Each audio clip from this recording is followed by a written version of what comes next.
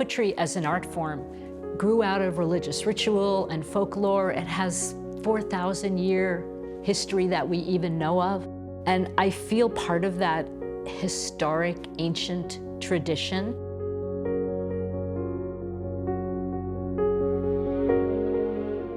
I'm Aimee Sturz with Red Herring Puppets. I really became interested in puppetry at an early age. My grandma was a travel agent. She would bring back dolls from all different countries, Thailand, Japan. I remember the elaborate costuming. I started copying that, and my trolls were very well dressed. I was shy, and I took a class after school at a community center in puppetry, and it kind of brought out a lot of things for me.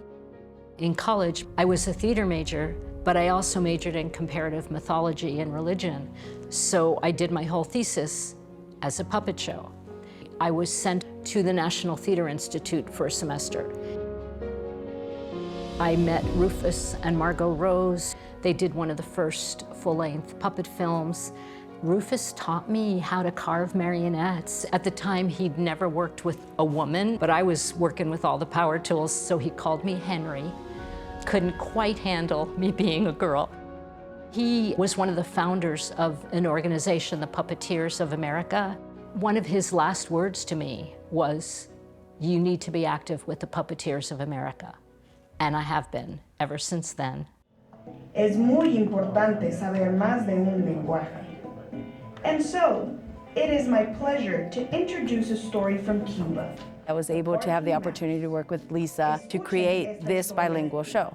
She had this idea 3 years ago. She asked if I would be willing to help translate and be part of it, even create the set, making puppets, and it's something that I was able to experience with my son. I found out that I'm gonna be in the show. At the time, I knew barely anything about puppeteering, but Miss Lisa taught me a lot. It's important to me as a puppeteer to teach the next generation. The tree, I think, went up a lot smoother this time, too, so which is really good. These are, who was this guy? Kyle Kyle. and Deedledum. Deedledum. He could introduce himself. I am Mobo. Mobo is made out of foam pipe cleaners, pom-poms, and buttons. I started making puppets after school. It brought so much joy to my life, so it's really important for me to give that back. And then I think you guys should stay, and you two do the solo. We're just gonna try it, and we'll see what happens.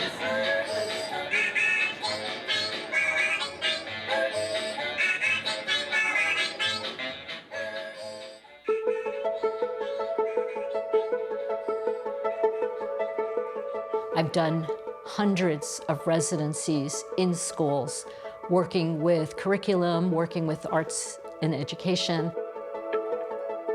One of the wonderful things about this program with Puppet Camp was that the kids were able to use the creativity. They would come up with a personality and come up with a storyline, and they would learn to work together on creating this story that they could perform for their families. With fun family picnics, you're never alone. Un picnic en el parque es una aventura. We pack our basket with fruta y verdura. When I approach a puppet show, it's usually the story that drives me. So it's kind of before the conducting. Okay. Okay, that could work. And it's, do the characters need to fly? Do they transform? Do they become giants? And that will determine what style of puppet to use. Is it a marionette? Is it on strings? Right foot first, left foot bend, roundabout and back again. Then I'll come up with a design concept, but I usually do some drawings. A puppet I'm working on now, I want the sheep's eyes to pop out of his head. That determines a lot of things, and I'll make the mechanism first. Mechanisms determine a lot of how I joint it. With marionettes, I often say it's like a musical instrument, a stringed instrument, where you place the string and how taut the string is will affect the movements of the character.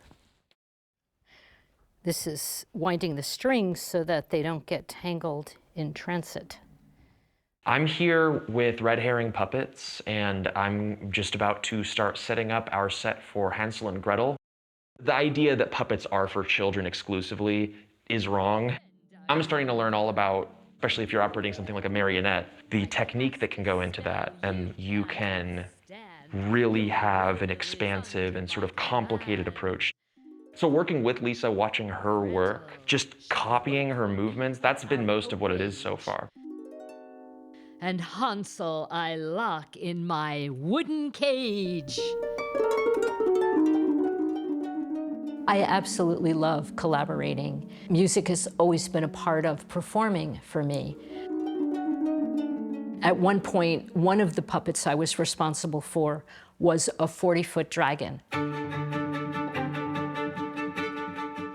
I had 17 manipulators, and I had to direct it and choreograph it with the actors.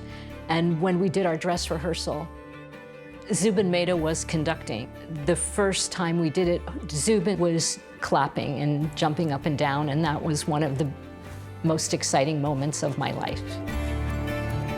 One of the biggest challenges of puppet making in the modern era is it's really an endangered species.